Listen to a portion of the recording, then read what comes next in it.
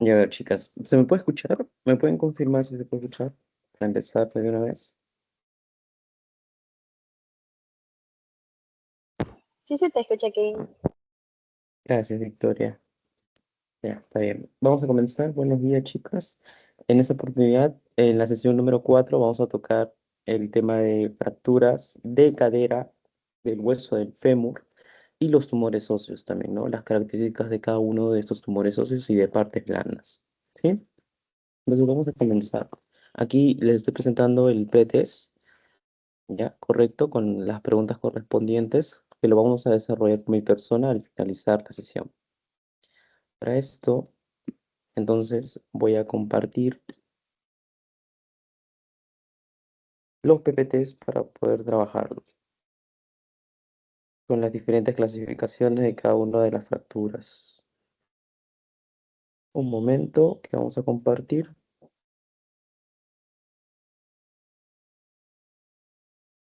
Listo. Ahora sí. Bueno, chicas, vamos a tocar entonces primero la fractura de cadera, ¿sí? Para después pasar a la fractura de fémur y los tumores óseos. Acá está el índice de temas, ¿no? Y tocamos primero la fractura de cadera. Entonces, vamos a hablar un poco, ¿no? De la cadera, que es, estamos hablando de una articulación, ¿ya? Vamos a hablar de una articulación, ¿sí? La articulación de la cadera, que es una articulación, esferoidea, ¿no? Como ya tienen, en sus conocimientos de anatomía, de tipo de artrosis, ¿ya? Que va a conectar justamente el miembro inferior con el tronco, ¿ya?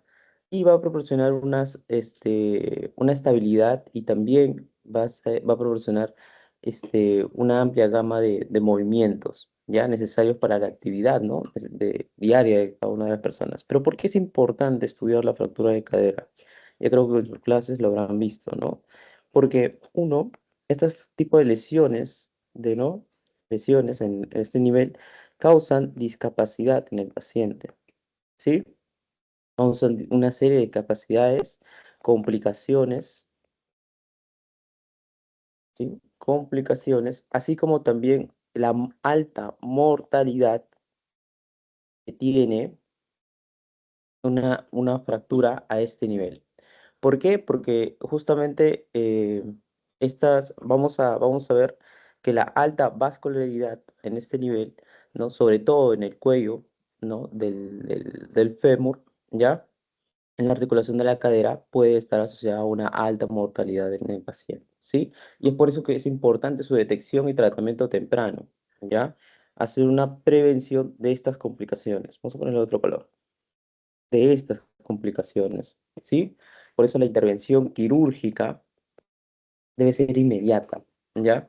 Rápidamente dentro de las 48 horas, refieren las guías, ¿ya? Y después, ¿no? Posteriormente a la fractura, ¿no? Para así reducir estas complicaciones. ¿Qué complicaciones? Por ejemplo, vamos a mencionar alguna de ellas, ¿no? El shock hipovolémico, ¿sí? El shock hipovolémico.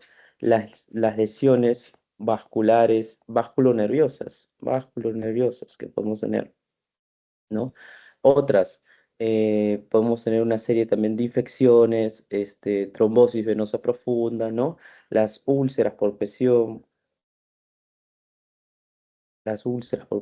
retardo de consolidación o no unión, ¿no? Todas las complicaciones que habíamos visto, ¿no?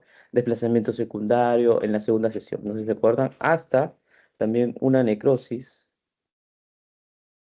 ¿no? Una necrosis avascular de la cabeza femoral, ¿no? De la cabeza femoral.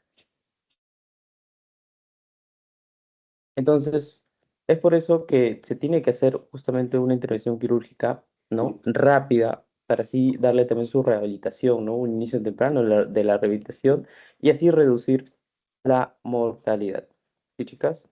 Entonces, vamos a explicar un poco de la anatomía rápidamente, ¿no? Acá tenemos justamente al hueso del fémur, ¿no? Y acá tenemos al hueso coxal. ¿Ya? Entonces vamos a hablar a este nivel de la articulación de la cadera. ¿Ya, chicas? Entonces, para esto, como estaba diciendo, la circulación, ¿no? Que justamente tiene el cuello femoral en la articulación de la cadera es importante, ¿ya?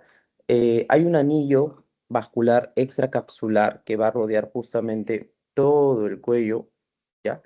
Todo el cuello femoral que va a dar justamente lugar a las arterias cervicales ascendentes, ¿ya? ¿Qué lo vamos a poner? Lo vamos a resaltar. A las arterias cervicales ascendentes. ¿Sí? Por eso les traigo este gráfico de aquí. Acuérdense, todo el anillo extravascular, ¿ya? Arterial, ¿sí? Después va a dar lugar a esos vasos nutricios, ¿no? Entonces, las arterias de esos anillos, más que nada, están provenientes de las arterias circunflejas femorales medial y lateral, ¿ya? Medial y lateral, femoral, lateral circunfleja, ¿no? Y la medial, la lateral y la medial. ¿Sí? Esto es una vista del lado posterior y esto es una vista del lado anterior, ¿ya? Entonces pueden ver justamente cómo está todo circulación sanguínea, ¿no? Importante. Inclusive pueden ver la arteria foveal, que es una rama de la arteria obturatriz, ¿ya? La rama foveal, que es una rama de la arteria obturatriz que va por aquí, que conecta justamente esa articulación, ¿no? La cabeza femoral con el hueso coxal, ¿no? Que proporciona ese flujo sanguíneo complementario a la cabeza femoral, ¿ya? Si queremos ser más técnicos, va a recorrer justamente todo el ligamento redondo hasta la fobia, ¿ya? Entonces, pueden ver todo circulación sanguínea, ¿no? Y ahora podemos ver este gráfico de aquí, también podemos ver cómo está acá está el ligamento y acá pasa la arteria obturatriz, ¿no? Con su rama de foveal, ¿no? Y las arterias que van a irrigar justamente este nivel de la cabeza femoral. Entonces vamos a tener diferentes tipos de fracturas a nivel ya de la cadera, ¿sí, chicas? En el fémur proximal, ¿sí? Están las fracturas intratrochanterias, ¿no? Las extracapsulares y las intracapsulares, ¿ya? Más adelante tengo un gráfico donde vamos a poder ver los diferentes tipos de esto y cómo alguna de ellas está asociada, ¿no? Como las intracapsulares, ¿no? Están más asociadas a este riesgo de complicaciones ya mencionados aquí arriba, ¿sí? Por esa interrupción del flujo sanguíneo, como podemos ver aquí, ¿no? Aquí miren el trazo de fractura a nivel de la base de la cabeza femoral, ¿no? Que sería una fractura intracapsulares, ¿no? Que van a tener esta tasa alta de complicaciones. A diferencia de la otra clasificación de las extracapsulares, como pueden ver aquí, el trazo de fractura no afectaría tanto la circulación, ¿no? Toda la circulación ya mencionada, ¿no? De la cabeza femoral. Entonces, vamos a seguir mencionando ahora de la clasificación, ¿sí? La clasificación de las fracturas de cadera es esencial para conocer más que nada su ubicación y el impacto en la estabilidad de las fracturas, ¿ya? Por eso hemos hablado también del suministro de sangre a la cabeza femoral. ¿Sí, chicas? Entonces, tenemos, como ya les había mencionado, uno, a las fracturas intracapsulares y dos, a las fracturas extracapsulares. Dentro de las intracapsulares tenemos a las subcapitales, ¿no? Y a las mediocervicales, ¿ya? Las subcapitales son justo esas fracturas que pasan por debajo de la cabeza femoral, ¿ya? Como podemos ver aquí, pasan por debajo de la cabeza femoral, ¿ya? En el punto donde se conecta el cuello femoral, ¿ya?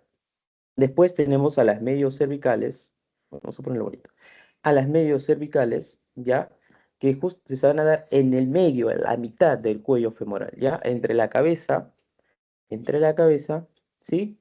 Y la base del cuello, que sería esta, ¿ya? La base del cuello. Entonces podemos ver acá, vamos a hacerlo de azul, los trazos de fractura, ¿sí? Acá podemos ver el trazo de fractura, ¿sí? También tenemos a las fracturas capitales, ¿no? Que pues, se dan justo en la cabeza femoral, ¿ya?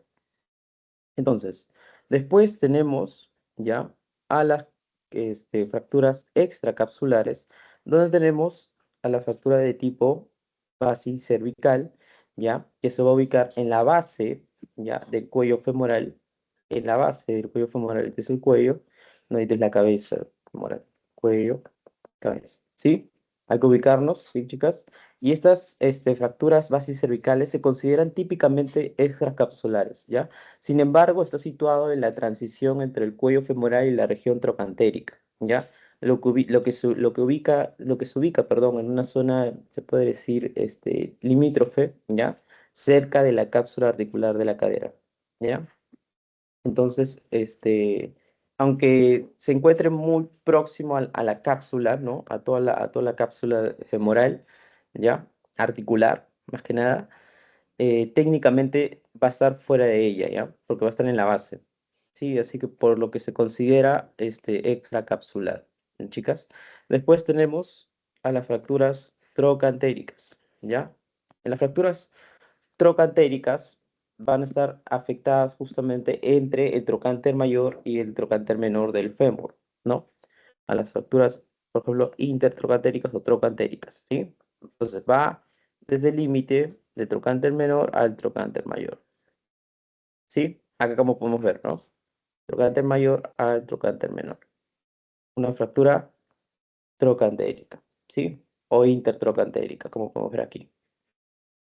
Después tenemos a las subtrocantéricas, que van a estar por debajo ya del trocánter menor, por debajo del trocánter menor. Vamos a ponerlo, anotarlo,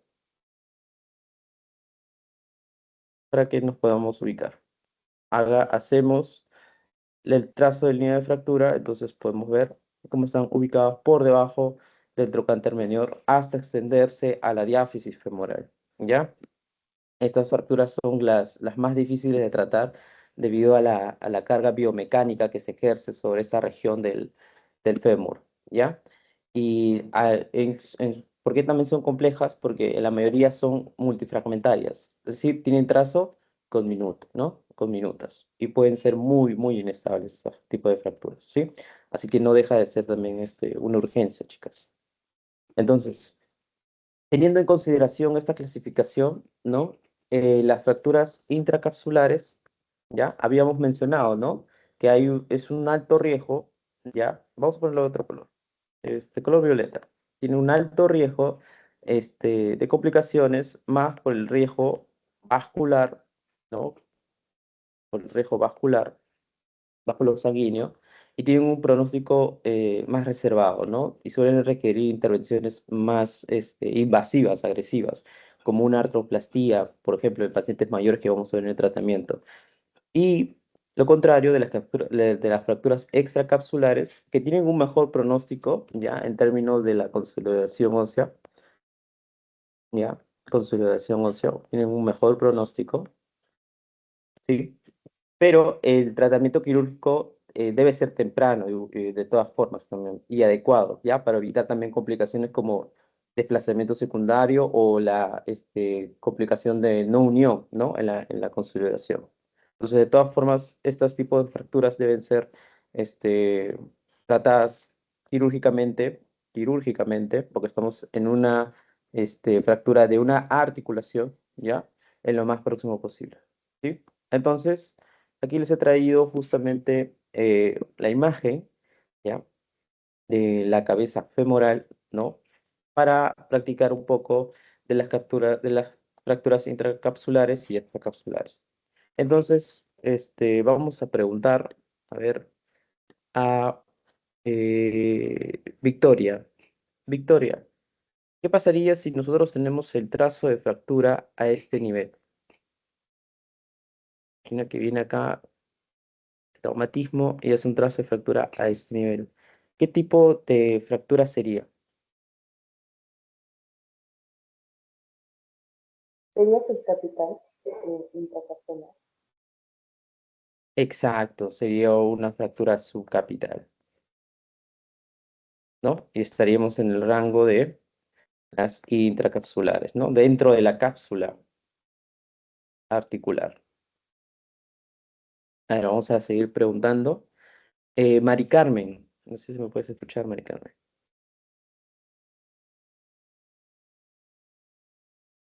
Mari Carmen. Si no, pasamos con Diana, Diana Alexandra. Sí. Diana, ¿qué pasaría si yo tengo, por ejemplo, una fractura a este nivel?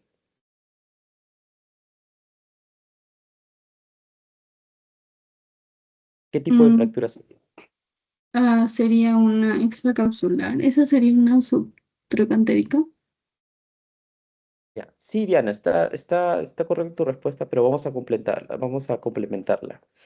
Mira, habías dicho subtrocantérica, ¿no? Miren, esta estructura aquí, esta elevación, ya, vamos a poner otro color, color naranja. Es el trocánter, ya, el trocánter menor. Después tenemos aquí esta estructura anatómica del hueso del fémur, ya, esta prominencia le llaman, que sería el trocánter. Vamos a ponerlo más arriba, pues si no nos vamos a confundir después. Miren, trocánter mayor. ¿Sí? Entonces, las fracturas subtrocantéricas, ya habíamos mencionado que es por debajo de este compañerito de aquí, de trocánter menor. ¿Sí? Esas serían unas fracturas subtrocantéricas. Y sí, está muy bien lo que estabas mencionando, son parte, ya, de las fracturas extracapsulares. ¿Sí? Entonces, la zula que estabas mencionando es una fractura ya de trocánter a trocánter. ¿Cómo se llamaban esos tipos de fracturas? Trocantérica. Trocantéricas, ¿no? O intertrocantéricas. O intertrocantéricas. Perfecto, Diana. Y si tenemos, a ver, eh, Dainara, no sé si me escuchas, Así. ¿qué pasaría si yo tengo una fractura a este nivel? Bueno, sería la medio cervical o es intracapsular o en la Ajá, es mitad del una, cuello. exacto, muy bien, sería una fractura intracapsular, correcto. Vamos a extenderlo hasta acá, ¿no? Y sería estaría a nivel del cuello, ¿no? Del cuello femoral. Entonces podríamos, la palabra técnica sería transcervical, ¿sí? Está muy bien, transcervical, que sería una fractura intracapsular, ¿sí? Después tenemos a la fractura, nos falta un tipo de fractura, ¿no? Que estaba, no sé si se acuerdan, a nivel de la base, ya utilizamos violeta, ¿no? Morado oscuro. A nivel de la base, ¿sí? Del cuello. ¿Cómo se llama ese tipo de fracturas? Victoria,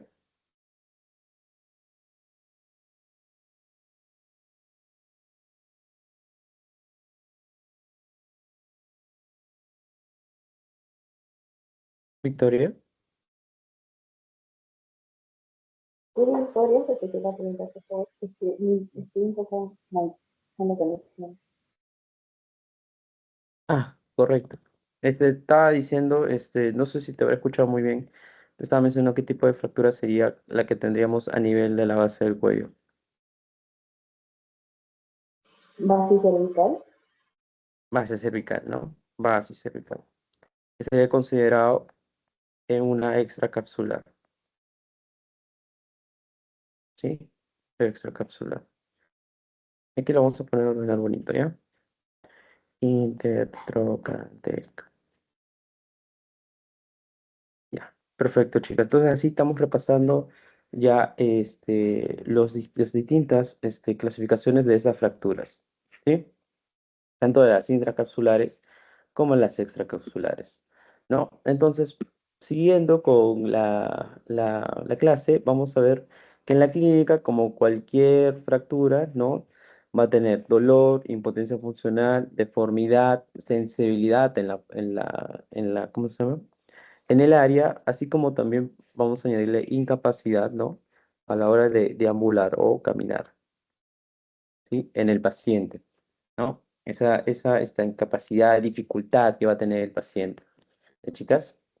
Después, en el diagnóstico por imágenes, vamos a utilizar una serie de proyecciones, ¿ya? De radiografías, ¿ya? En la sospecha de pacientes con fractura de cadera, ¿ya? Una proyección anteroposterior, ¿ya? Una proyección anteroposterior. Y también vamos a tener una proyección anteroposterior con una rotación interna máxima, ¿sí? Y una proyección lateral también. ¿Ya? Por ejemplo, en estas tres imágenes, sí, tres imágenes aquí, les presento no, una fractura de las proyecciones, perdón, diferentes que vamos a tener, ¿ya? En las radiografías, imágenes radiográficas, donde la A tenemos una anteroposterior y la B, ¿ya? Esta proyección se va a llamar una proyección lateral, pero tienen esta particularidad, no sé si lo ven, ¿no? Le dicen en pata de rana, ¿sí? Esto para visualizar mejor las diferentes alteraciones, ¿no? El patrón trabecular, si está normal, defectos en la corteza, acortamiento en en la angulación también que puede tener el cuello femoral. Y aquí la C ya es una proyección lateral, ¿sí? Lateral. ¿Sí? Entonces, estas diferentes proyecciones radiográficas nos puede justamente ayudar, ¿no?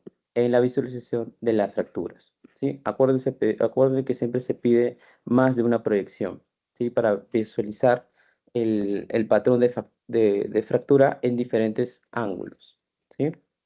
Entonces, vamos a seguir ahora con la clasificación, que hay una clasificación llamada la clasificación de Gardner, ¿ya? Esta clasificación se va a utilizar principalmente para describir y evaluar las fracturas del cuello femoral, ¿ya?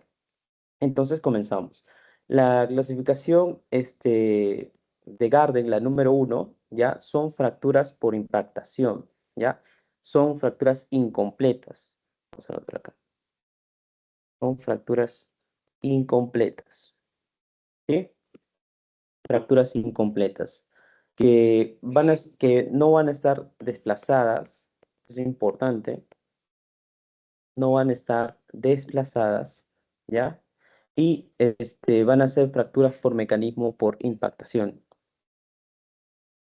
Número 1, por impactación. ¿Correcto? ¿Ya? Y pero lo más habitual, hablando un poco más del tipo 1, ya, es que se produzcan por una orientación valga y retrovertida. No sé si recuerdan la orientación valgo-varo, ¿no? Que habíamos mencionado en la sesión número 2 también. Después tenemos la clasificación Garden de tipo 2, ¿ya? El tipo 2 ya nos habla de una fractura desplazada, ¿sí? De una fractura desplazada, ¿ya? Pero esta es una fractura desplazada en varo de la cabeza femoral, ¿sí? Pero está desplazada en menos, ¿ya? Menor del 50% del diámetro, ¿sí? Perdón, esa es las fracturas no desplazadas solamente, completas no desplazadas. Cuando vamos a hablar de la angulación, estamos hablando ya del tipo 3, ¿sí? Aquí vamos a tener unas fracturas que van a estar desplazadas,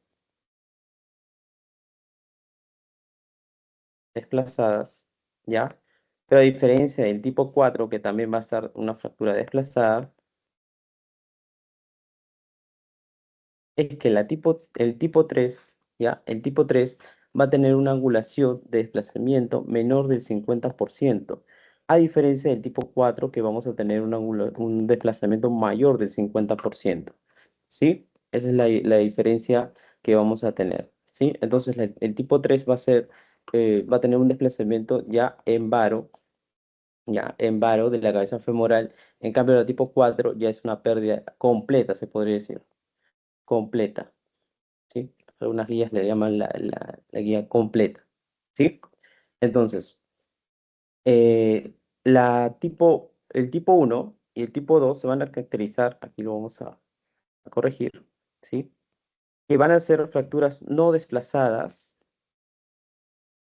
ambas, pero la diferencia entre ellas es que el tipo 1 va a ser una fractura incompleta, a diferencia del tipo 2 que va a ser ya una fractura completa. Hoy lo vamos a poner otro color para que se note mejor. Azul. ¿Sí? Entonces, el tipo 2, vamos a repetir, son fracturas completas, pero no desplazadas. ¿Ya? Estas fracturas son poco frecuentes, ya que presentan más que nada una ruptura en las trabéculas, ¿ya? Pero no hay un cambio de alineación, es decir, no van a estar desplazadas a diferencia del tipo 3 y del tipo 4, ¿no? Que se van a diferenciar, ¿por qué? Acuérdense, por el ángulo, ¿no? Por la angulación desplazada, menor de 50%, tipo 3, mayor del 50%, tipo 4. ¿Sí? Entonces, vamos a seguir con el tratamiento. Esa es la clasificación Gardner, rápidamente, ¿ya? Y con el tratamiento de las fracturas de cadera se va a dar de acuerdo a la clasificación, ¿no? Si son intracapsulares, se va a afectar la articulación, recordemos, ¿no? Y si es extracapsulares, no se afecta la articulación.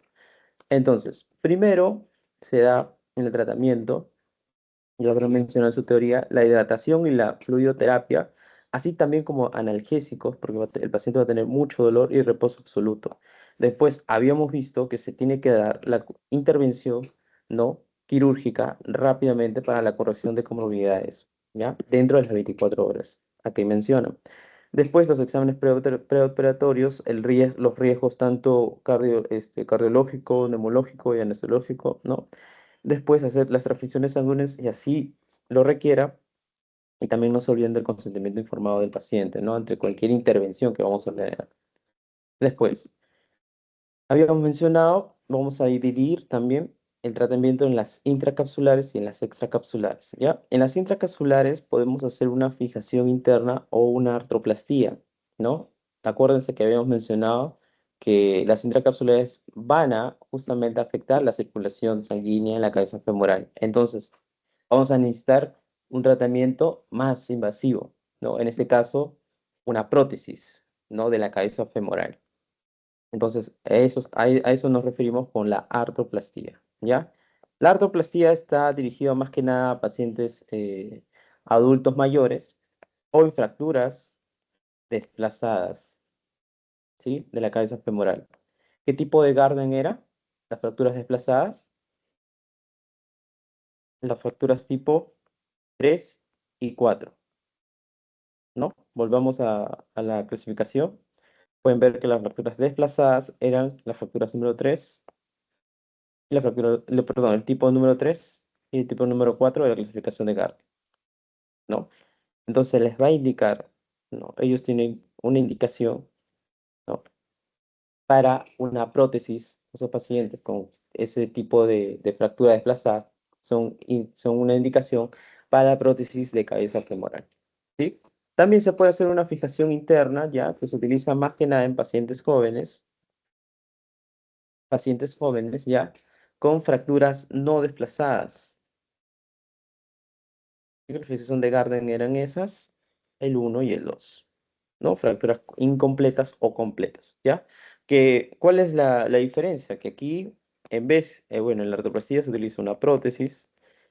En la fijación interna, creo que ya habrán visto en sus prácticas hospitalarias, se utiliza tornillos canulados o clavos deslizantes, ¿no? Tornillos o clavos deslizantes, ¿no? Para mantener justamente la estabilidad de la fractura, ¿sí? Entonces aquí pueden ver justamente cómo les he traído imágenes de una prótesis femoral. Hay de diferentes tipos, ¿no? Hay de diferentes tipos. Acá podemos ver justamente estas placas y estos tornillos que se pueden usar justamente en la fijación, ya, con clavos cefalomedulares y las placas, ¿sí? Que eso se va a utilizar con mayor indicación en las fracturas extracapsulares, ¿ya? Donde podemos utilizar una fijación interna con clavo cefalomedular o placa, ¿ya? O una fijación interna con un clavo intramedular, ¿sí? Para las fracturas extracapsulares, ¿ya?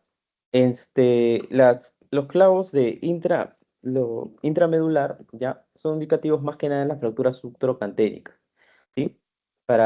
Debido a su capacidad de estabilidad justamente en esta región. Pero para nosotros, ya, para nosotros que estamos en pregrado, es necesario mencionar esta parte de aquí solamente hasta este límite, ¿no? Entender, ¿no? Tener la noción que se utiliza fijación interna con clavos cefalomedulares y clavos intermedulares en las fracturas hipercapsulares, a diferencia, ¿no? De las intracapsulares, donde ahí sí debemos tener en cuenta cuándo se utiliza la artroplastía, ¿no? Cuándo se indica la artroplastía y cuándo una fijación interna con tornillos y clavos, ¿no? Acuérdense la clasificación de Gardner, por eso es importante para guiar el tratamiento, ¿ya? Las fracturas no desplazables, una fijación interna, y las fracturas desplazables, bueno, perdón, desplazadas, una artroplastía, ¿no? Indicación de prótesis, ¿ya? Entonces, acá tengo también otra clasificación para el tratamiento, ¿no? Y hablando de las fracturas no desplazadas, ¿sí? En las fracturas no desplazadas se hace justamente una osteosíntesis, ¿sí? Una osteosíntesis de fijación con dos tornillos canulados, ¿no? Como podemos ver aquí en la imagen, ¿no? 2 a 3 tornillos canulados. Después tenemos en las fracturas desplazadas, vamos a poner mejor la línea, las fracturas desplazadas, ¿ya? Que se van a dar más que nada en pacientes adultos mayores, ¿no? Habíamos mencionado adultos mayores, ¿no? Entonces, por acá podemos dividirlo por edades, ¿no? En pacientes adultos mayores de 65 años, o en pacientes jóvenes, así se le puede mencionar, menor de 65 años, ¿no? Pacientes con edad menor de 65 años. Si tuviera una fractura desplazada, ¿no? Gardner tipo 3 o tipo 4. Vamos a anotar acá. Un Gardner tipo 3 o un Gardner tipo 4. ¿Ya? Entonces, si es mayor de 65 años, ya habíamos hablado, ¿no?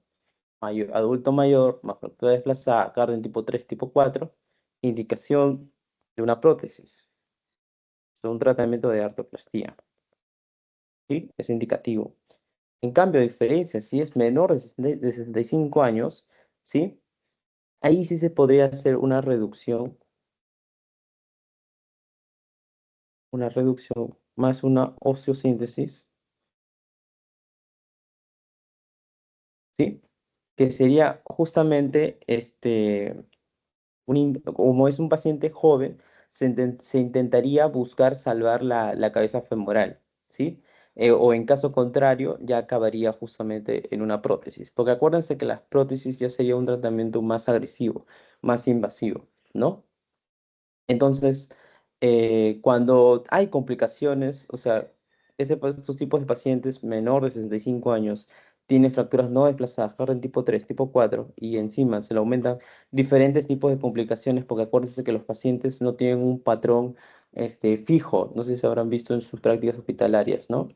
Siempre tienen clínicas diferentes, ¿no? Y en caso que se tuviese complicaciones, ya se podría utilizar, incluso en pacientes menores de 65 años, una prótesis, pero de tipo no cementada, ¿sí? De tipo no cementada, que aquí se reemplaza justamente la cabeza femoral y el acetábulo, ¿ya? Y es no cementada, ya en su teoría lo habrán mencionado, porque el hueso es muy fuerte y puede justamente fijar en las trabéculas de la prótesis, ¿no? El hueso justamente se va a fijar, ¿no? Fuerte sin la necesidad de este pegamento o cemento, se podría decir. Creo que esto también lo mencionaron en su teoría, ¿sí? Acá les he traído diferentes tipos de prótesis, ¿no? Donde tenemos una prótesis parcial, una prótesis ya cementada, ¿no? O una prótesis híbrida. ¿Ya, chicas? Entonces, eso es rápidamente una diferencia entre en el tratamiento de fracturas no desplazadas y desplazadas. ¿Sí? Entonces, después tenemos a las complicaciones, ¿ya? Vamos a hablar de las complicaciones de las artoplastías, ¿no? De las prótesis, que debemos tener en cuenta también. Vamos a acercarlo. Tenemos complicaciones tempranas, ¿no? complicaciones de artroplasias tempranas, donde aquí se ubican las lesiones neurológicas, ¿sí? Neurológicas, ¿sí? ¿Por qué? Porque se puede tener una compresión del nervio ciático, por ejemplo, ¿sí? Es una complicación. O también podemos tener un paciente que puede presentar tromboembolia, tromboembolia, así como también una disimetría, que es la más frecuente. ¿Qué es la disimetría? Es tener una pierna, una extremidad más larga que la otra, ¿ya? Que es la más frecuente que se puede dar en los pacientes, ¿sí?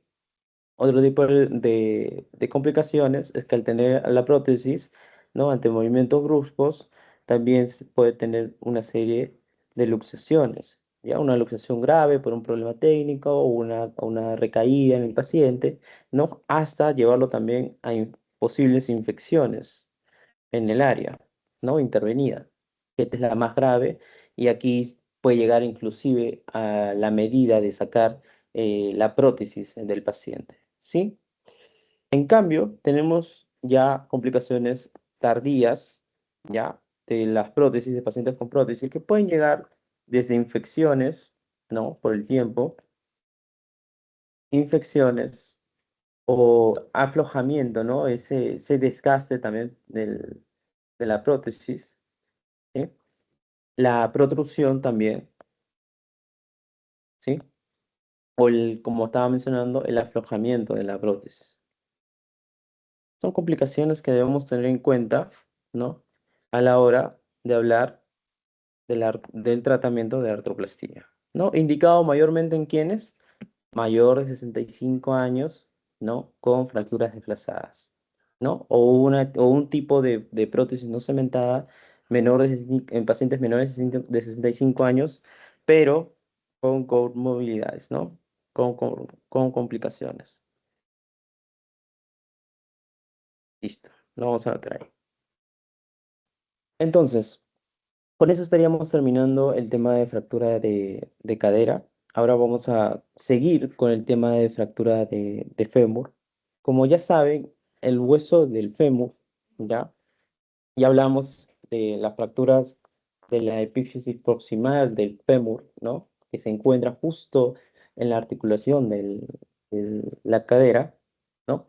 Entonces, ahora vamos a hablar del tercio medio, ¿no? De la diáfisis del fémur. Entonces, haciendo rápidamente una serie de definiciones, generalidades, acuérdense que el fémur es un hueso tubular, ¿no? Largo, ¿no? Fuerte y pesado del cuerpo, ¿no?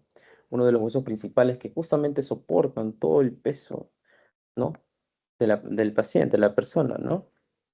Entonces, la etiología, vamos a definir la etiología, ¿por qué se originan una fractura a este nivel, ¿no? Por justamente se va a necesitar un traumatismo, pacientes que tienen un traumatismo de alta energía,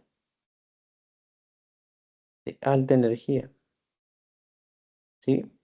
Se necesita una alta energía para poder justamente generar un trazo de fractura a ese nivel, ¿no? Por lo fuerte y denso que es el hueso femoral. ¿Sí? Como atropellos, caídas de grandes alturas, ¿no? O también puede producirse en traumatismos, vamos a escribirlo bien, traumatismos de baja energía. ¿Pero en quiénes? Ya habíamos mencionado, ¿no? En la primera sesión, en pacientes que tienen esa calidad, o sea, que la calidad del hueso femoral ya no sea tan buena, ¿no? Como otras personas. Pacientes que tienen enfermedades antecedentes, enfermedades como la osteoporosis o procesos neoplásicos, ¿no? Como vamos a ver ahora en el siguiente tema de los tumores óseos, ¿no?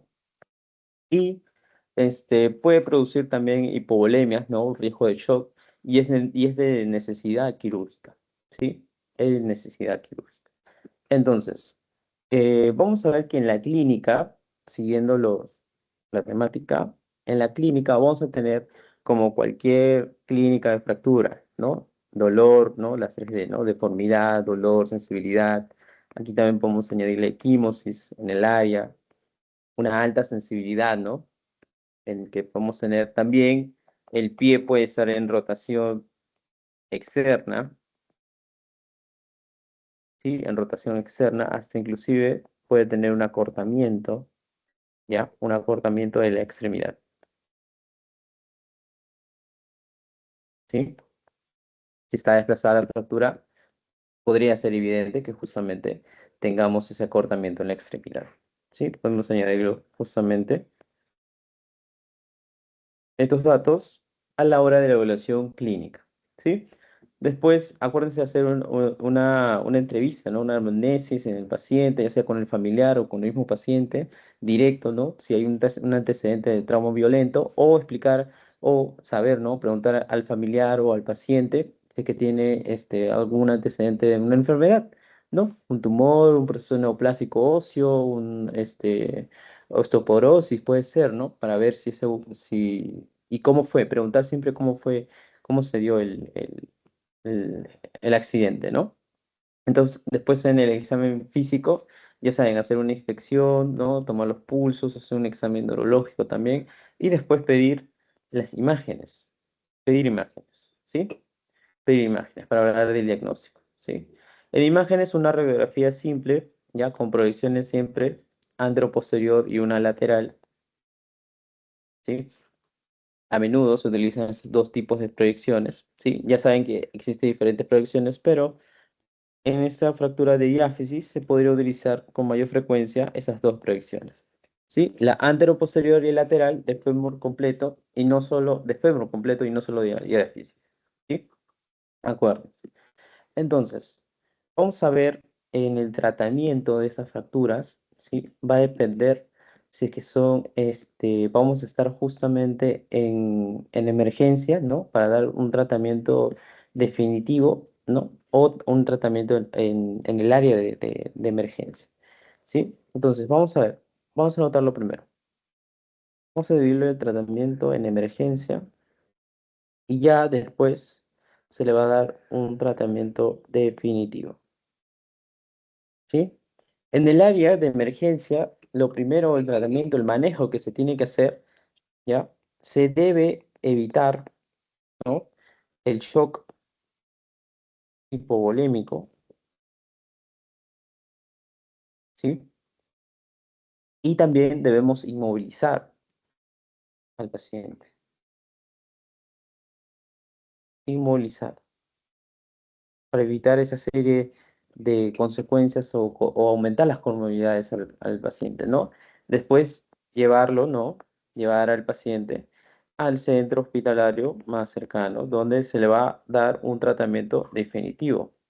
Y ya en el tratamiento definitivo va a depender, por ejemplo, si la fractura es abierta, ¿no? Habíamos mencionado, eh, definido que es la fractura abierta, ¿no?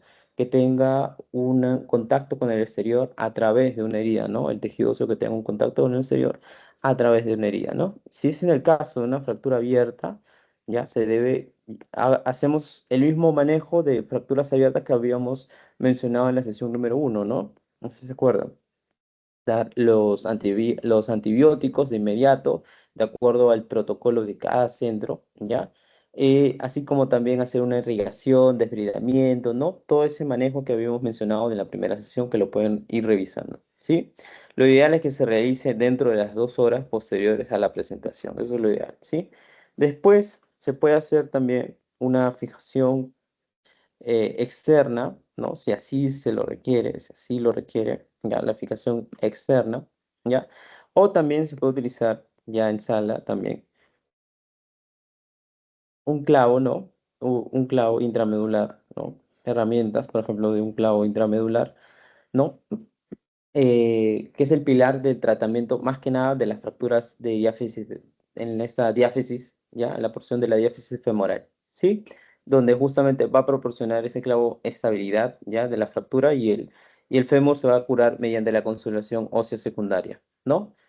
Formando justamente estos, los callos, ya, óseos que habíamos mencionado en la primera sesión, ¿sí, chicas? Entonces, también hay otros tipos de tratamiento como se puede utilizar un revestimiento revestimiento submuscular también. Igual se los menciono, ¿sí?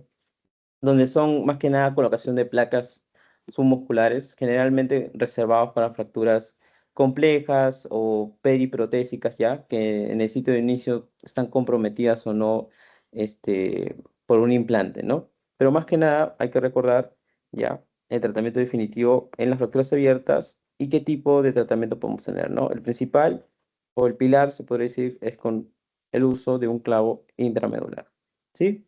Y después hablando de las complicaciones de estas fracturas en esta proporción de la diáfisis, tenemos, por ejemplo, la rigidez de la rodilla, ¿no? Producida por justamente la falta de ejercicio, generalmente, que puede darse en el paciente, ¿ya? Y se evita, ¿cómo? Justamente haciendo un tratamiento de rehabilitación, ¿no? Un tratamiento funcional. Después tenemos infecciones, ¿no? Una complicación de infecciones que se puede dar a lo largo del tiempo. La consolidación viciosa que ya lo habíamos visto, ¿no? Esa pseudoartrosis que pues, se puede formar, ¿no? Por la mala inestabilidad que va a tener el hueso a la hora de su fijación, ¿no? O lesiones vasculonerviosas, ¿no? Por ejemplo.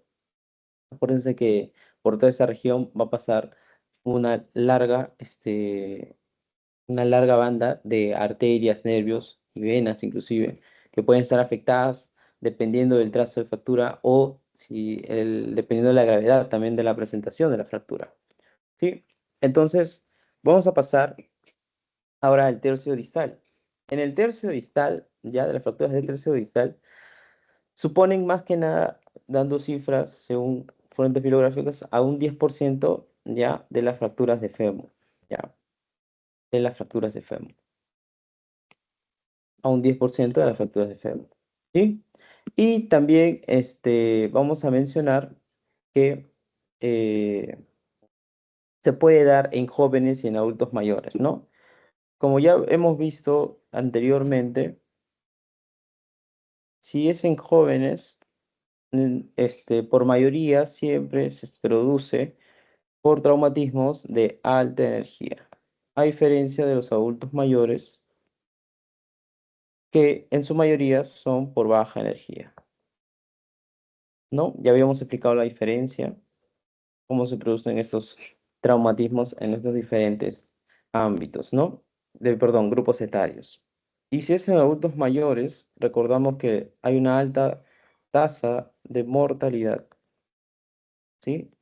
Entonces ya sabemos en quién debemos hacer el énfasis en una intervención quirúrgica, ¿no?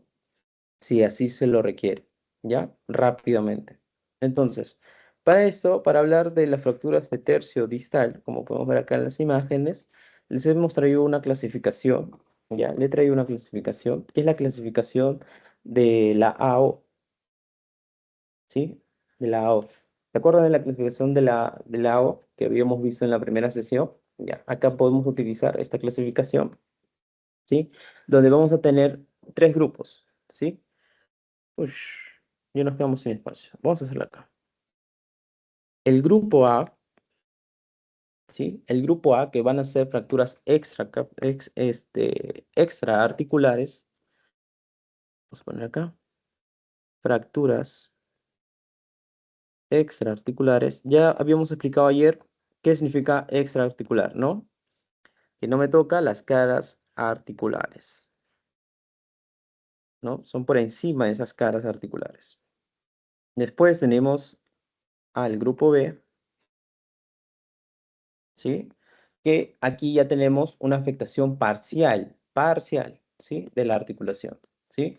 Entonces, vamos a poner aquí, son fracturas que tienen una afectación parcial de la articulación, ¿no? De las caras articulares, ¿sí? Por lo menos una parte de la articulación mantiene su continuidad con la diáfisis, ¿ya? Por eso se llama parcial.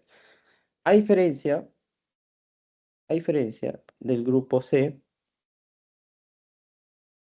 ¿sí? Del grupo C, que ya en el grupo C el trazo de fractura va a ser supracondilio y va a alcanzar la línea articular, ¿sí? Entonces, el grupo C, el trazo va a ser supracondilio,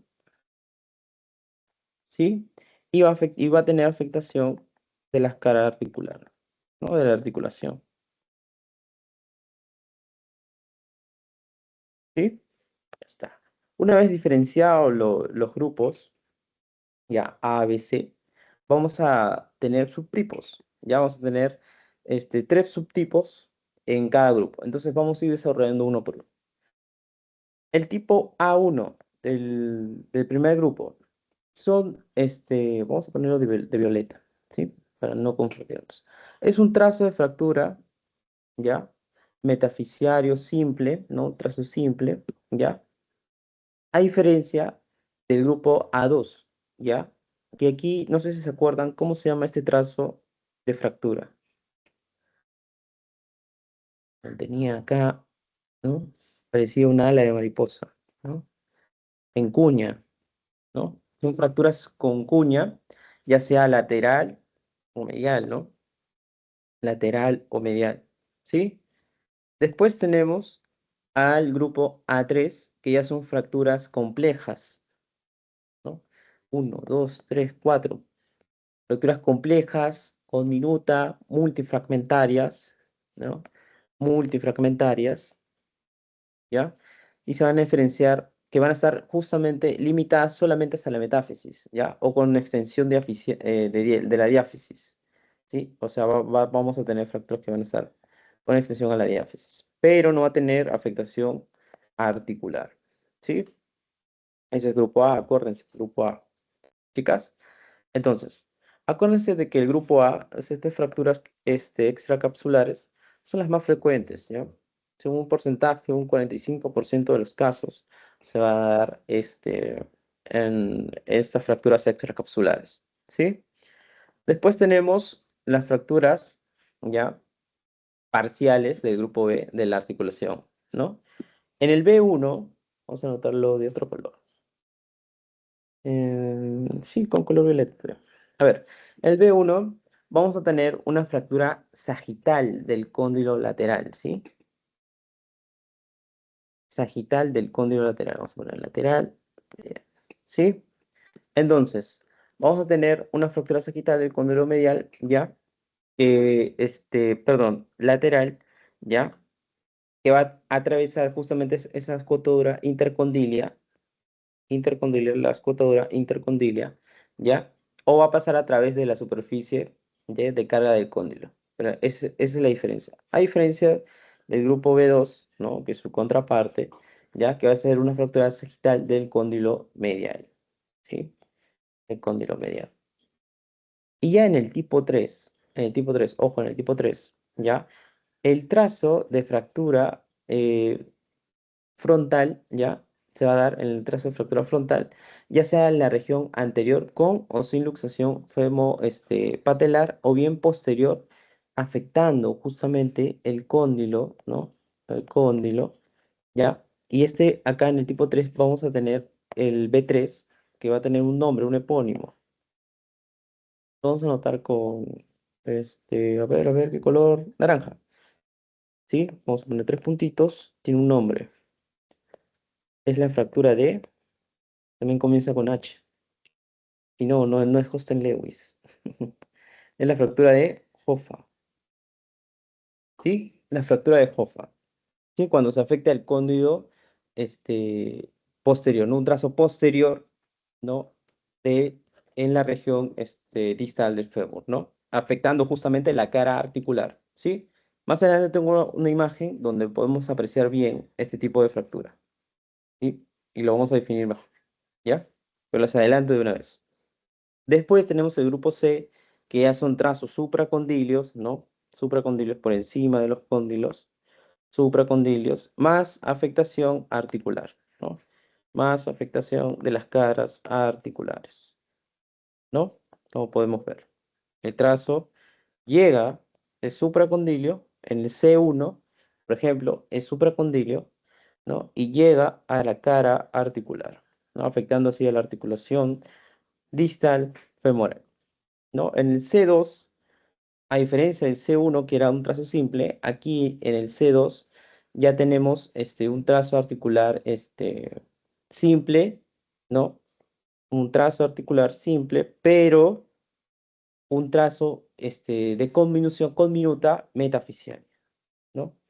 Miren, 1, 2, 3, 4, 5. Entonces, esto es un trazo ya conminuta, ¿no?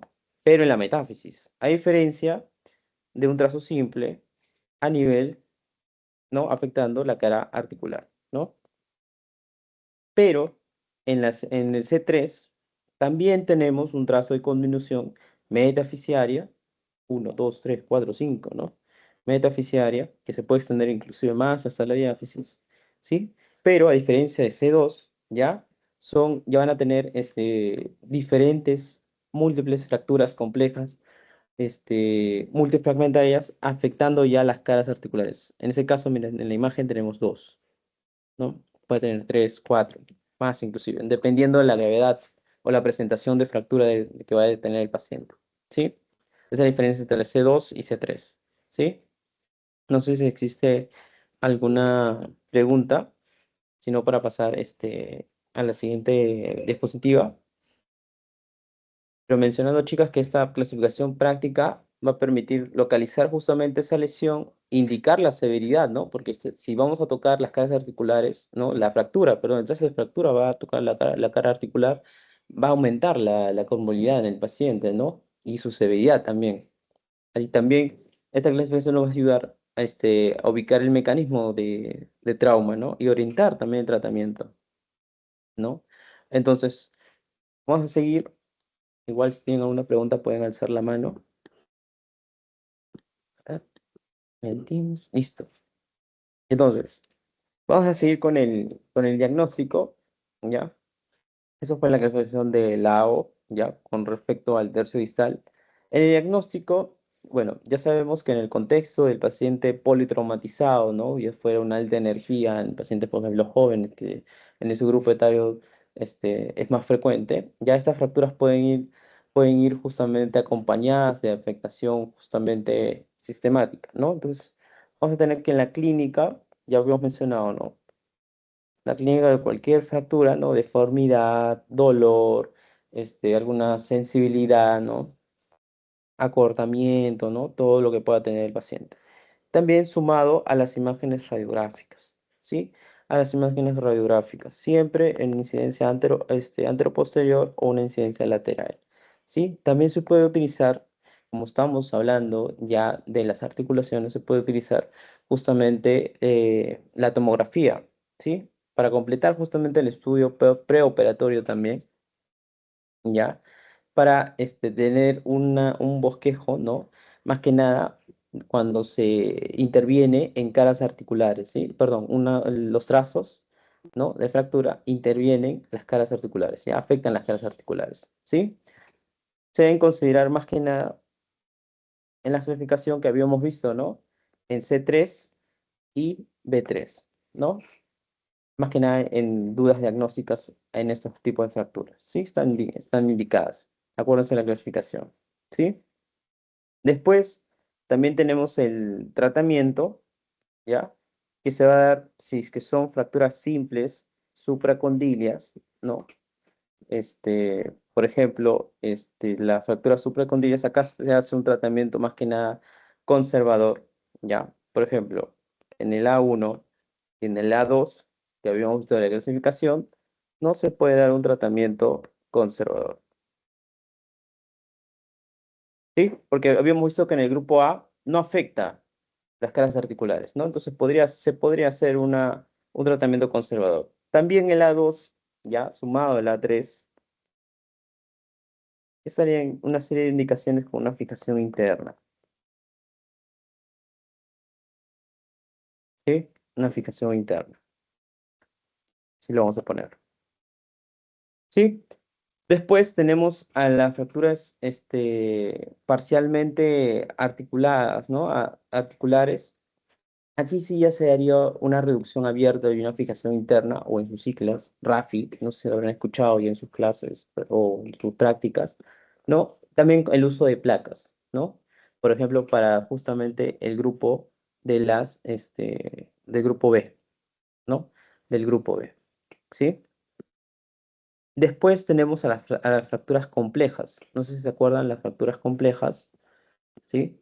Las fracturas complejas que eran del grupo C, ¿no? Las intraarticulares, las que afectan justamente la articulación. Aquí ya se podría hacer justamente en las fracturas, oye, acá no le puedo, bueno, vamos a poner grupo C,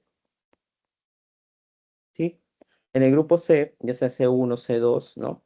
Ya se podría hacer al igual, el grupo B, RAFI, una fijación interna más una reducción abierta, ¿no? Con el uso ya de clavos retrógrados o placas, más placas, ¿sí? Entonces, aquí pueden ver justamente cómo tenemos el grupo B, les he traído la imagen, ¿no? Donde tenemos el B1, ¿no? El B2 y el B3, donde teníamos, ¿no? La fractura de Hoffa, ¿no? Cuando afecta a los cóndilos, acá pueden ver una vista inferior, ¿no? Una vista inferior, entonces está afectando los cóndilos a nivel posterior, ¿no? Posterior. Una fractura de Hoffa, ¿sí? Que será B3, acuérdense. Fractura de Hoffa. Acá también tenemos otra imagen de la fractura de Hoffa, ¿sí? Afectando los cóndilos a nivel posterior. ¿Ya? Cuando es una fractura bilateral de ambos cóndilos, ¿sí? Entonces, seguimos. Ahora vamos a hablar, acá está, ven, acá está el tratamiento de las fracturas articulares o complejas, ¿no? Que ya habíamos mencionado, ¿no? Que se va a dar justamente con un tratamiento de RAFI, ¿no? Ya que van a ser fracturas intraarticulares con clavos, retrógrados o placas bloqueadas, ¿sí? Ya hemos hablado de eso acá, en la puesta. Lo vamos a resaltar de todas formas, chicas. Y acá les he traído una serie de casos, ¿ya? Una serie de casos de fuentes bibliográficas para ver qué clasificación tendrían este tipo de fracturas. Entonces, vamos a preguntar, a ver, no pasa nada si se equivocan, chicas, por eso estamos, para aprender. No. Entonces, a ver, vamos a preguntar a Dainara. Hola. Dainara, según acá, esta es una imagen tomográfica, ¿no? Como podemos ver, ¿no? De diferentes angulaciones, ¿no? De diferentes ángulos. ¿Qué tipo de fractura, según la clasificación AO, sería esta?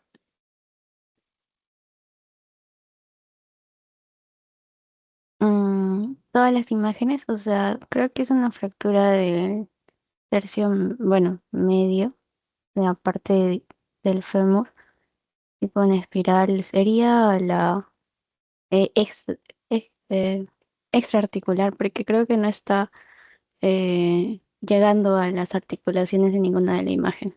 Entonces sería extraarticular y creo que como está dividido en dos sería como un trazo metafisiario. A1 sería extraarticular, creo. Ujú. Perfecto, Dainara. Sería del grupo A, ¿no? Vamos a empezar así, del grupo A. ¿Por qué? Porque como tú mismo lo habías dicho, ¿no? El trazo de fractura, que lo vemos aquí, ¿no? El trazo de fractura no llega justamente a la superficie de articular, ¿no? A las caras articulares, ¿no?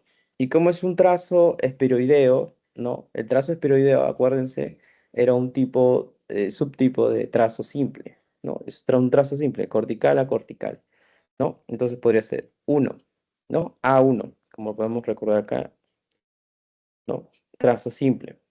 Ya cuando es trazo en cuña, 1, 2, es A2. O trazo con minuta, ya sería una A3. ¿No? El trazo simple, acuérdense, lo vamos a mencionar acá. Un trazo simple podría ser esferoideo, oblicuo o transverso, ¿no? Y acá también tenemos ya cuando sería en cuña, sería una A2 y lo vuelvo a repetir. A3 sería ya con una convolución, ¿no? O multisegmentaria también le llaman. Entonces estaría bien. Sería del grupo A1, ¿no? Y como estamos en el hueso del fémur, sería un 3, ¿no? ¿Y en qué región estábamos? ¿Se acuerdan? ¿En qué región estábamos? Vamos a poner acá el huesito.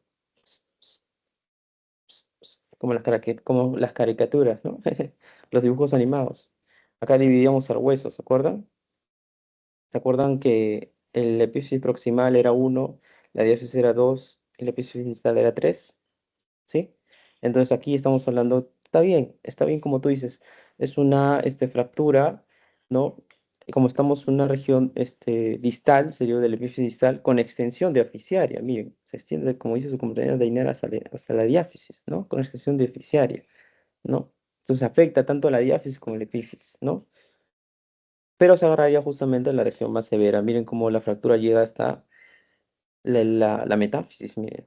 Entonces estamos en una epífisis distal, ¿sí? Si es epífisis distal con extensión deficiaria, vamos a ponerle, ¿cuál número era? ¿Qué nivel estamos? 3. Entonces sería una 3-3-A1, ¿sí? En clasificación A1.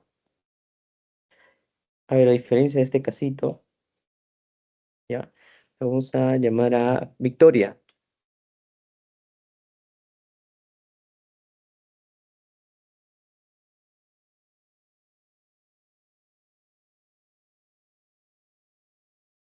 Victoria.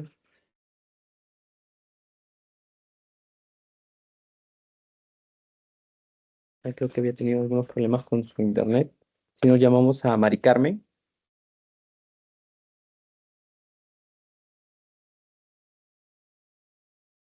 Hola, bueno. Hola, Mari Carmen. Mm, Sí, Mari Carmen, te íbamos a preguntar, ¿cómo, según la clasificación que habíamos visto de fracturas de fémur distal, qué clasificación tendría este casito de aquí? em, estaba entre si era una B o una C porque sí compromete la parte articular. ¿Mm? Claro, compromete, ¿no? Mire cómo llegan bueno, en esta vista lateral no se puede ver, pero aquí sí, miren, la vista anterior y posterior se puede ver como su compañera menciona, ¿no? Como el trazo de fractura llega a la cara articular, ¿no? Vamos a ponerlo de color violeta. Llega a la cara articular, ¿no? Y entonces vamos a tener que es del grupo C, como dice su compañero. Grupo C, ¿no?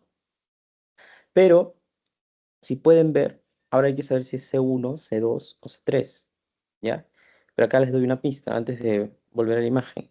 Miren cómo, cómo hay diferentes líneas de fractura a nivel de la cara articular, ¿no? Uno, dos, por acá otras líneas, ¿no? Diferentes líneas, múltiples líneas de fractura a nivel de la cara articular, ¿no?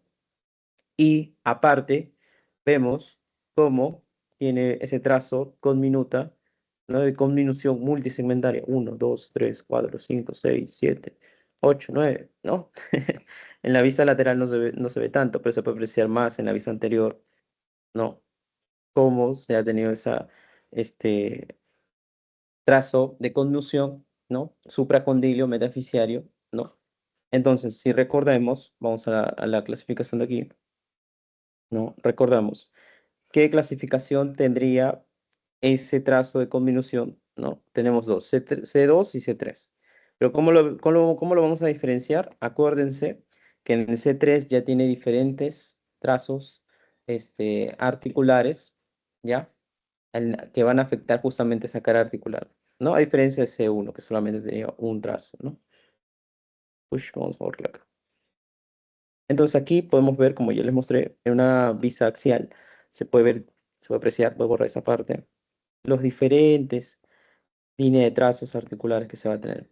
Es por eso que se pide también una tomografía. Estas son imágenes tomográficas, ya chicas, imágenes tomográficas que nos van a dar diferentes vistas, ¿no? Perspectivas en la imagen. ¿ya? Entonces habíamos dicho que es un C3, ¿no? Pero como estamos hablando del hueso del fémur, ¿ya? Es 3. Acuérdense que el fémur en la expresión de AO es 3.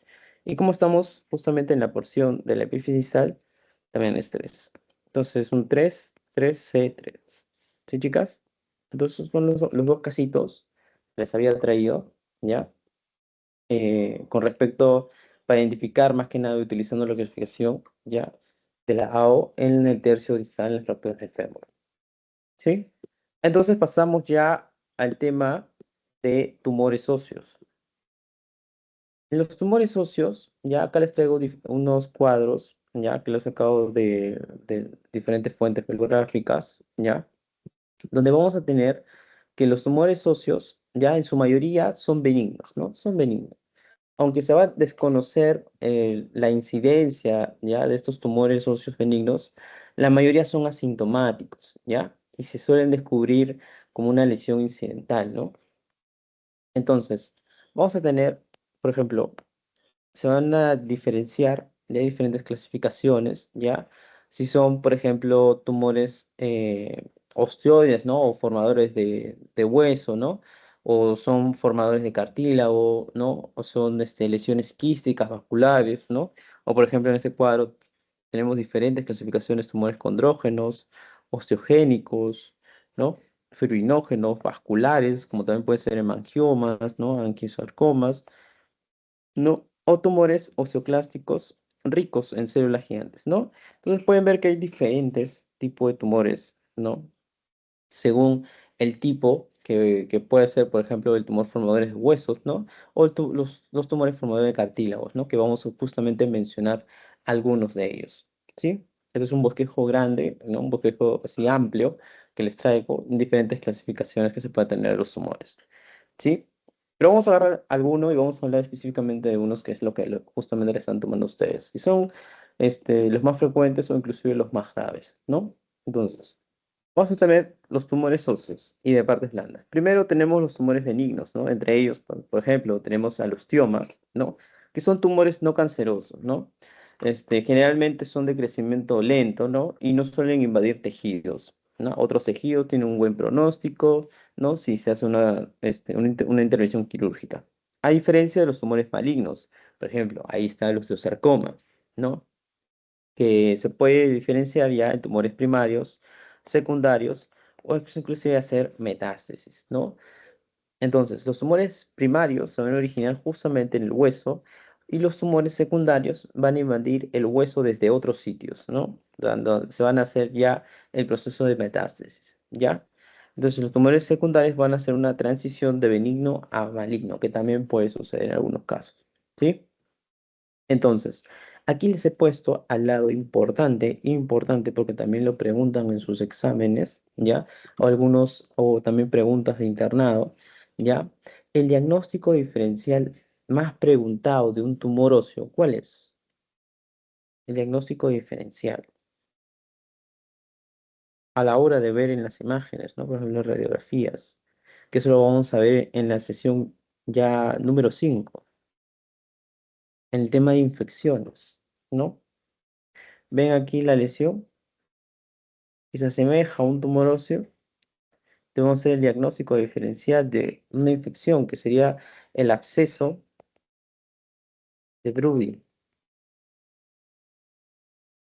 ¿sí? El absceso de Brody, que es más que nada, pues, es una infección ya, estamos hablando de una osteomielitis, ¿sí? De una osteomielitis, ¿no? Una forma localizada de una osteomielitis, causada por una infección bacteriana, ¿no? Estamos hablando de infecciones, ¿ya? Que puede simular más que nada el tumor óseo en estudios de imágenes, ¿ya? Es por eso que es importante tenerlo en cuenta a la hora de hacer un diagnóstico, ya vemos una lesión en el hueso, ¿no? Por ejemplo, de estas características, tener en cuenta el diagnóstico diferencial, ¿ya? Del tumor o absceso de Brody, ¿sí? Entonces, es necesario para evitar más que nada tratamientos innecesarios en el paciente, ¿no? Imaginen que ustedes están tratando como si fuera un tumor óseo, como si fuera un tumor maligno, ¿no? Imagínense, ¿no? pero al final puede ser un proceso de infección, ¿no? Una osteomelitis, un absceso de Brody. Entonces, importante, chicas. Después acá, en la imagen de abajo, les he traído, ¿no? Unas incidencias laterales y frontales, ¿no? Vamos a poner otro color. Incidencias laterales y frontales, ¿sí? De la extremidad derecha, ¿no? Donde se puede ver esa lesión ovoide, no sé si se pueden ver, ¿no? Radiolúcida, ovoide en la cavidad medular, ¿no? Del proximal de la tibia, ¿no? Donde se muestra también justamente la pared anterior, esta pared aquí, en la pared anterior, ¿ya? Lo que sugiere una alteración cortical focal, ¿no? De estas imágenes, del absceso de Brody, ¿no? Entonces hay que tenerlo bien en cuenta. Chicas, pueden preguntar también en sus exámenes, entonces hay que tenerlo muy en cuenta, ¿sí? Entonces, vamos a seguir en el diagnóstico. Ahora hablando, regresando a los tumores, ¿no? Se debe hacer un examen clínico adecuado, eso ya lo saben ustedes. También el uso de imágenes ya puede ser radiográficas, ¿no? Que es el primer estudio, acuérdense, el primer estudio de imagen. El primer estudio de imagen. Después, como estamos hablando ya de tumores óseos y también de tejidos blandos, vamos a hacer uso de una resonancia magnética, ¿no? Para hablar más que nada de tejidos blandos, la afectación de tejidos blandos, ¿ya? O la extensión medular a lo largo del hueso, ¿ya? Del tumor. Después también podemos utilizar tomografía computarizada, ¿ya? Para definir más que nada las características óseas o presencia de calcificaciones, si así lo tuviese. ¿Ya? Una biopsia también del tumor, ¿no? Dando un diagnóstico histológico, ¿no? Marcadores tumorales, ¿no? Y así también se puede utilizar una gammagrafía, ¿ya? La gammagrafía se va a utilizar justamente para ver si la lesión es única o múltiple, ¿no? Algunas palabras mágicas en las preguntas de exámenes se utiliza para evaluar la extensión de la lesión. Estudio de imagen que se utiliza para evaluar la extensión de la lesión sospechoso de tumor, ¿no? Ni siquiera te va a decir tumor la pregunta. Te va a decir características de, de un tumor, ¿no? Más en la pierna proximal, superficie proximal de la tibia, ¿no? ¿Cuál es el estudio de imágenes para evaluar la extensión de la lesión? Gammagrafía, ¿sí? Gammagrafía. Aquí, como les he traído una imagen, ¿ya? Podemos ver metástasis. Miren, la metástasis ósea, ¿ya? Que va a tener a partir de ese tumor, ¿ya? Se va a utilizar tepnesio, ¿no? TC99M, metileno difosfato, ¿no? Diferentes muestras, ¿no? Que se va a tener, ¿ya? Para los diferentes sitios con captación ósea anormalmente aumentada, como podemos ver en las imágenes, ¿no? En diferentes sitios, ¿sí? Entonces, acuérdense la palabra mágica, vuelvo a repetir, imagen, estudio de imagen que se utiliza para evaluar la extensión de la lesión, ¿no? Gammagrafía, gammagrafía.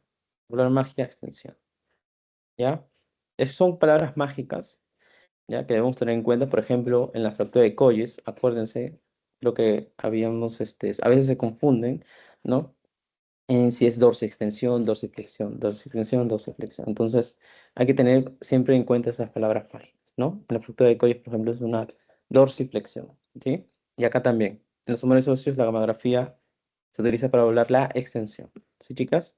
Entonces, les he traído aquí dos imágenes, ¿ya? Diferentes de fuentes bibliográficas. Abajo están las fuentes bibliográficas que pueden ver, ¿ya? Para describir más que nada la ubicación, ¿no? Porque estos tipos de tumores óseos se van a diferenciar también de acuerdo a la ubicación que van a tener cada tumor, ¿sí? Entonces, vamos a ver, ¿ya? Aquí hemos dividido el huesito, en esa parte de acá mejor, ¿ya? En la diáfisis, metáfisis y la epífisis, ¿sí? Del hueso. Entonces, vamos a ver que en la diáfisis vamos a ubicar, por ejemplo, los tumores osteoides, ¿no? El osteoma osteoide, ¿no? Que es un tumor benigno, acuérdense, el más frecuente, benigno, ¿ya? Y se encuentra, ¿en dónde? En la diáfisis, ¿ya? Afecta más que nada la diáfisis de los huesos largos, ¿ya? En la corteza. Provoca dolor óseo nocturno, ¿ya? Después tenemos también al tumor de células redondas, acá tenemos al sarcoma de Ewing, ¿ya? Que también lo han preguntado en sus exámenes. Sarcoma de Ewing. Sí, el sarcoma de Ewing o también el linfoma, ¿ya? También se encuentra el linfoma, ¿sí? Son más que nada ya tumores malignos. Acá estamos hablando de tumores malignos, ¿sí? Tumores malignos que van a afectar justamente la diálisis, ¿ya? También tenemos al fibroma condromixoide, ¿no? Es un tumor raro, benigno, ¿ya? Acuérdense que en los tumores benignos más frecuentes está el osteoma, ¿no? El osteoma osteoide. Después tenemos en la metáfisis.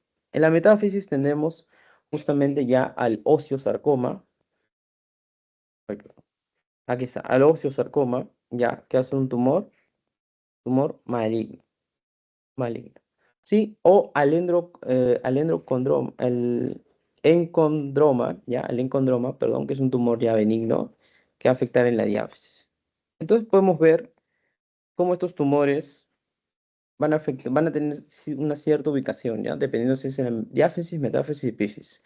En la epífisis, los más característicos son los condroblastomas, ¿ya? Que es un tumor benigno raro, benigno, ¿ya? Benigno raro, o el tumor de células gigantes, ¿ya?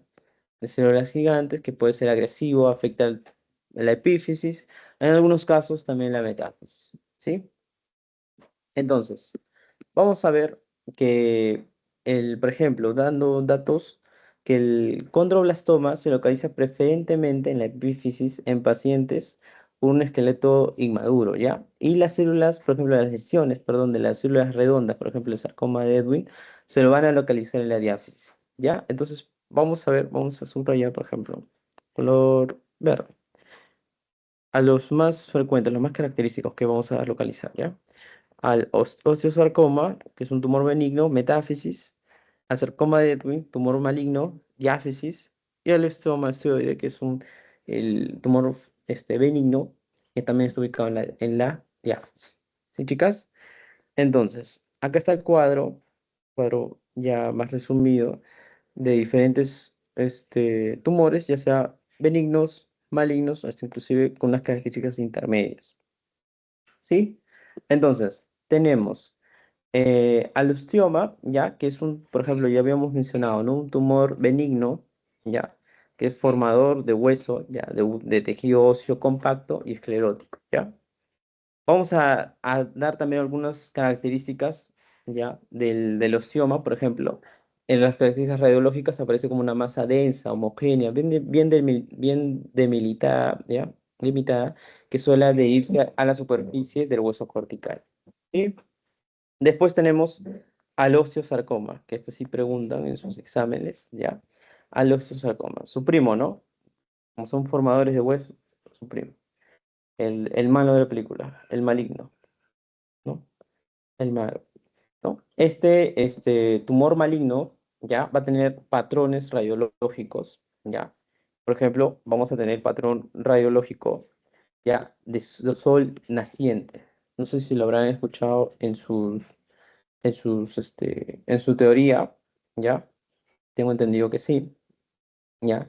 Del osteosarcoma, que va a tener este patrón de sol saliente, naciente, perdón, ¿sí? O el triángulo de Koopman, ¿sí? Acá les he traído algunas imágenes, vamos a ver acá, osteosarcoma, algunas imágenes donde podemos ver, por ejemplo, aquí, voy a acercar, uy, pues, ojalá se vea. ¿Pueden ver esa elevación de aquí? Forma como una imagen geométrica, un triángulo, ¿no? Este triángulo se llama el triángulo ¿de qué? De Koopman, ¿sí? Vamos a escribirlo mejor. De Koopman, ¿sí? Es un signo radiológico donde se explica que el periósteo está elevado, formando una angulación triangular con el hueso, ¿ya? Indicando que este es un signo radiológico que es una reacción perióstica agresiva, ¿ya? Sugestivo, ¿ya? Del osteosarcoma, tumor maligno, ¿ya? Acá también vemos el patrón de sol naciente. ¿Qué es el patrón de sol naciente? Se observan estos diferentes ¿cómo se llama? Escápulas, no, perdón, pinas, espículas ¿no? del hueso que irrayan, ¿no? hacia el tumor, ¿no? Que irrayan hacia el tumor, semejándose a un sol naciente, ¿sí? A un sol naciente, ¿sí? Como podemos ver acá en la imagen. Entonces es el signo, ya, de sol naciente.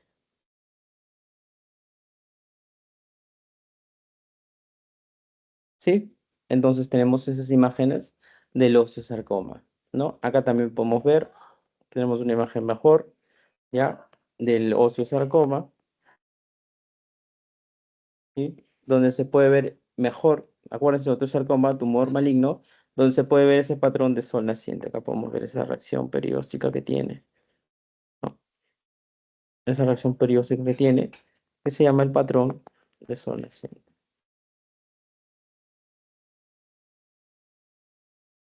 ¿Sí? Entonces, siguiendo, vamos a ver también, ¿ya? Al tumor de condrosarcoma, ya el tumor de condrosarcoma, que lo podemos ubicar, que es un tumor maligno, pero a diferencia del osteosarcoma, es un tumor formador de cartílago, ¿sí? Un tumor formador de cartílago. Aquí vamos a ver que su diferencia, ¿ya? Va a ser que va a tener un patrón radiológico llamado eh, manchas de nieve, ¿ya? Manchas de nieve o patrón de algodón, ¿sí? Justamente acá tenemos la imagen, que sería en esta parte de aquí, ¿sí? Acá tendremos al, que hemos hablado, tumor maligno formador de cartílago. ¿Quién era? Al vamos a anotarlo bien, condrosarcoma. ¿Sí? Condrosarcoma. Entonces podemos ver en la imagen cómo tiene estas manchas típicas de algodón. No sé si lo logran ver en la imagen.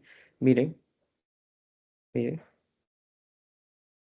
Los diferentes puntitos, manchas más que puntitos, a lo largo de la superficie ósea.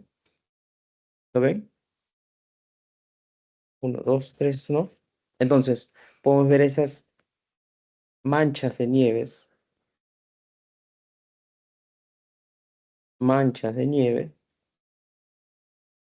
o de algodón, que son signos característicos ya de el condrosarcoma, ya que son justamente calcificaciones, ¿no? También se puede tener una elección expansiva con márgenes lobulados, ¿no?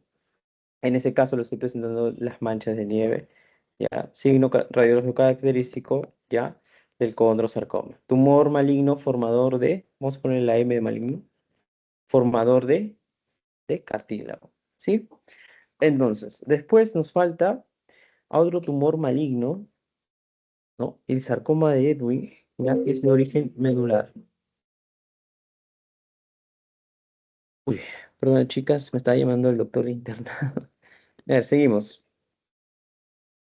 El sarcoma de Ewing, que ya tiene un origen medular, ya, va a tener un patrón característico radiológico que se va a llamar una reacción perióstica, ¿no? Que se va a llamar capas de cebolla, ¿sí?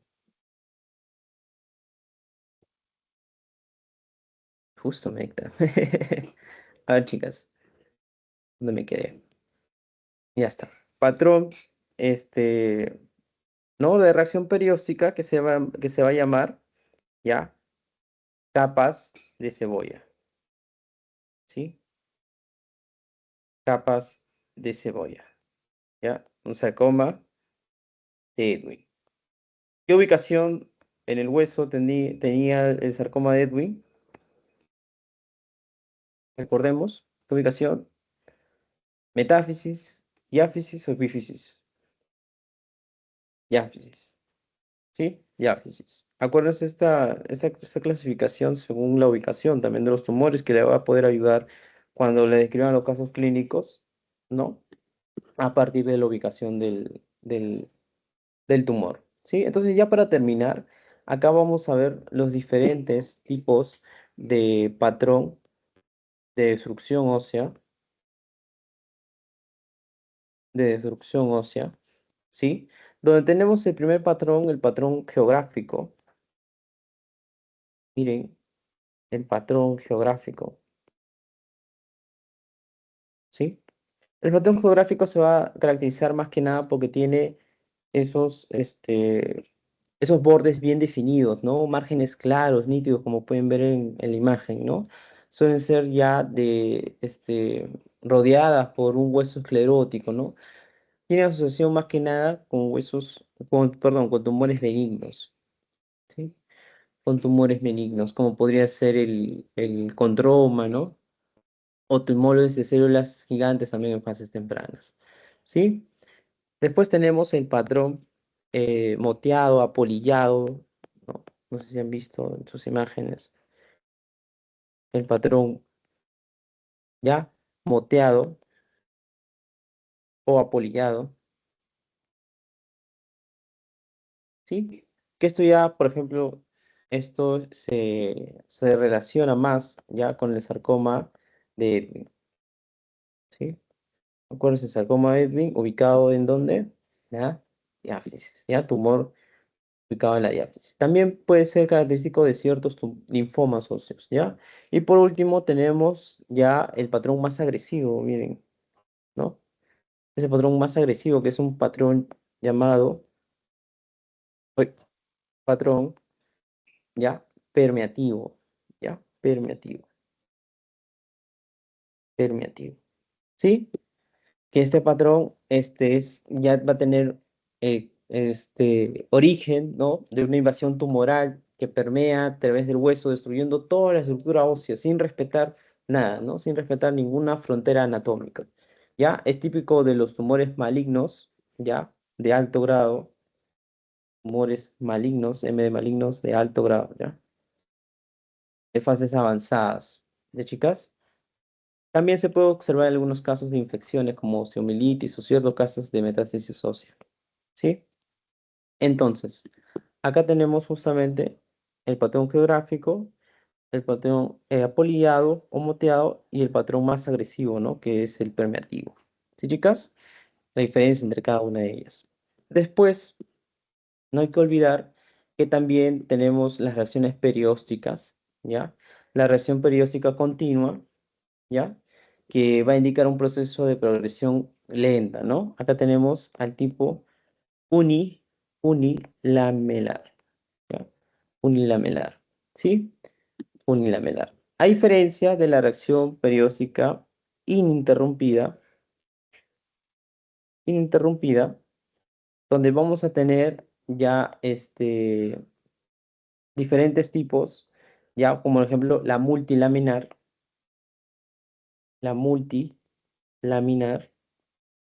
¿no? Tenemos el triángulo de Koopman, por ejemplo, acá. ¿Qué signo característico radiológico era el triángulo de Koopman? Tumor maligno de osteosarcoma, ¿no? También complejas de rayos de sol, ¿no? Sol naciente, ¿no? Y el multilaminar, que es característico del sarcoma ¿de qué? Sarcoma de Ewing, ¿no? Esas capas de cebolla. Cuando dicen capas de cebolla, ¿qué reacción periódica es? Es una ininterrumpida de tipo multilaminar, ¿sí? En cambio, el triángulo de Koopman sol naciente es del osteosarcoma. ¿Sí, chicas? Perfecto. Entonces, con eso terminamos la sesión de número 4, ¿no? Del día de hoy. Acá están las fuentes bibliográficas donde se han tomado todas las referencias, ¿sí? Entonces, voy a compartir ahora el link del post y damos unos minutos, unos 5 a 10 minutos, para que lo puedan resolver. Y volvemos para resolverlo con mi persona.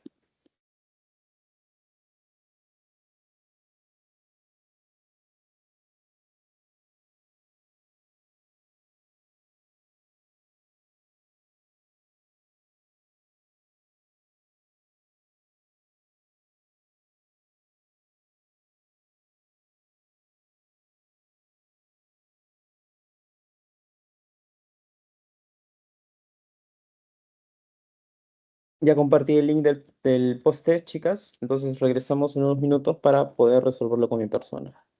Estamos unos tiempos de 5 a 10 minutos.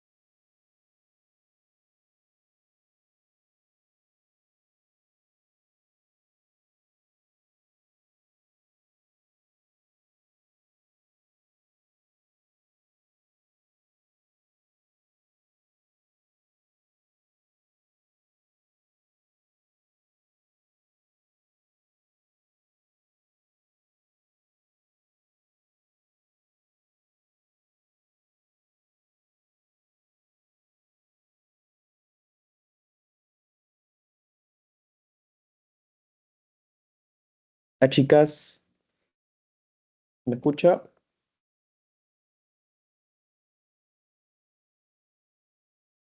Vamos a compartir entonces el post-test. Disculpen la demora, que me ha llamado el doctor de la universidad para ver algunos temas de internado. Entonces, vamos a hacer el paso de la revisión del post-test. Ya está. Entonces, acá tenemos la primera pregunta, es un caso clínico. Menciona, paciente masculino de 15 años se presenta por consulta ortopédica, quejándose de dolor persistente en la rodilla derecha, que ha aumentado en intensidad durante los últimos 3 meses, especialmente en la noche. Dolor nocturno, ¿no? Es una clínica de un posible neoplasia eh, de ósea. ¿Ya, chicas? Entonces, en el examen físico menciona, se observa observación a la palpación en la región de la rodilla derecha sin signos evidentes de inflamación o deformación o deformidad. Se realiza radiografía derecha que muestra una lesión en la metáfisis distal del fémur derecho con una imagen característica en radiolucidez con bordes escleróticos con apariencia de sol naciente, ¿no? Sol naciente. Te menciona la imagen radiográfica que muestra una elevación del perióxido y proliferación agresiva, ¿no? Entonces, acá hay palabras mágicas, nos dicen cuál es el diagnóstico más probable. Palabras mágicas, miren, por ejemplo, es todo un caso clínico bien grande, pero hay unas palabras mágicas, por ejemplo, acá dice, apariencia de sol naciente, ¿no? Proliferación ósea agresiva, ¿no? Entonces, esto nos da, por ejemplo, con esto de agresivo, proliferación ósea agresiva, nos da indicación que lo más probable es que sea de un tumor maligno, ¿no? Y la apariencia de sol naciente, como ya sabemos, lo hemos repetido, ¿no? Es significativo, signo característico de osteosarcoma, ¿no? El osteomastoide es un benigno, el endocondroma tampoco, no, acá no tiene nada que ver, y el tumor de células gigantes tampoco, ¿no? Entonces, es más característico el sol naciente de osteosarcoma. Su otro signo característico, ¿cuál era? Triángulo de Goodman, ¿sí? Seguimos.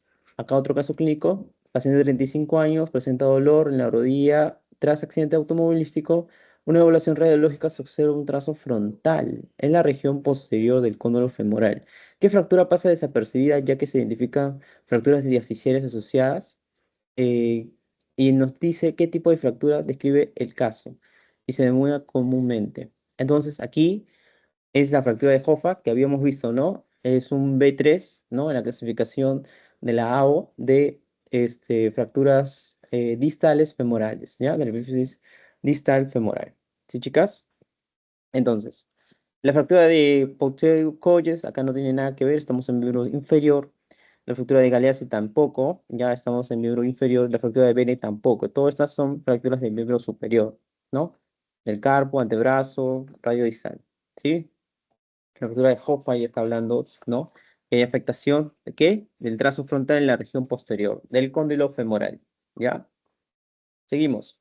Paciente de 70 años, presenta dolor de cadera después de una caída, ¿no? Se realiza una radiografía y se evidencia que la fractura del fémur es extracapsular. Aquí ya te dice que es extracapsular, ¿ya? Inclusive te dice ya qué tipo de fractura es, ¿no? Trocantérica o intertrocantérica, ¿no? Que va de trocánter mayor a trocánter menor, que lo habíamos visto, ¿no?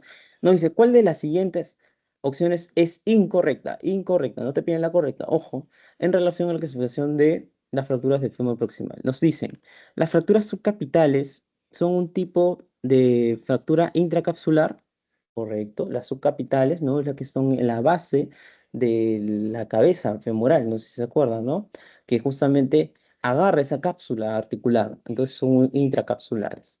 Las fracturas medios cervicales son extracapsulares, ¿no? Justamente las medios cervicales que están a la mitad del cuello ya eran intracapsulares, entonces esta es la incorrecta. Pero vamos a ver las demás, ¿ya? Vamos a ver las demás. Las fracturas trocantéricas son extracapsulares, correcto, que van de trocánter a trocánter. Y las subtrocantéricas, por debajo del trocánter menor, acuérdense la imagen que estamos viendo, es por eso importante las preguntas que hicimos, ¿no? A cada uno de ustedes, chicas, para ver las fracturas subtrocantéricas que eran de tipo extracapsulares, ¿no? Entonces, esa sería la fractura, perdón, la pregunta, la respuesta incorrecta, ¿ya? Porque sería intracapsular las medios cervicales, ¿no? Las que están a la mitad del cuello, ¿no? Entonces seguimos. Un estudio radiológico, ¿no? Acá nos dicen que muestra unas manchas que se semejan a algodón o nieve, ¿no? Eso ya lo habíamos hablado, ¿no? Tumor maligno, formador de cartílago, ¿no? El condrosarcoma, ¿no? El osteosarcoma también es maligno, pero es formador de tejido óseo, ¿no? De hueso. Entonces, aparte tendría en su radio, ya habíamos hablado en la primera pregunta, ¿no? Triángulo de Koopman, o, ¿qué más? Sobre la siguiente. Sarcoma Edwin, ¿qué signo radiológico tenía? Está ubicado en dónde? En la diáfisis, y esa reacción perióstica multilaminar ininterrumpida, ¿no? Que es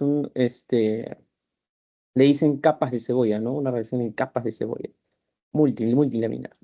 Y justo aquí, miren, acá tiene un paciente de 12 años con dolor óseo progresivo en la pierna, las radiografías muestran una reacción perióstica multilaminar, ¿no? Acá nos dicen ya, reacción perióstica multilaminar, caracterizadas por múltiples capas concéntricas del hueso nuevo que se superponen. El signo radiográfico sugiere una respuesta periódica agresiva, tumor maligno, agresiva, ¿no? Probabilidad de diagnóstico de tumor maligno. Entonces aquí ya nos dice la palabra mágica, sarcoma de Ewing. ¿Sí, chicas? Esa sería la respuesta adecuada. Si tienen alguna duda, por favor, me la pueden hacer ahora o también por el chat, ¿ya? Del grupo, que lo estamos coordinando ya para nuestra siguiente sesión. Eso sería todo por el día de hoy, chicas. Gracias por su tiempo. Nos estamos viendo para la última sesión entonces. Gracias, Kevin. Gracias.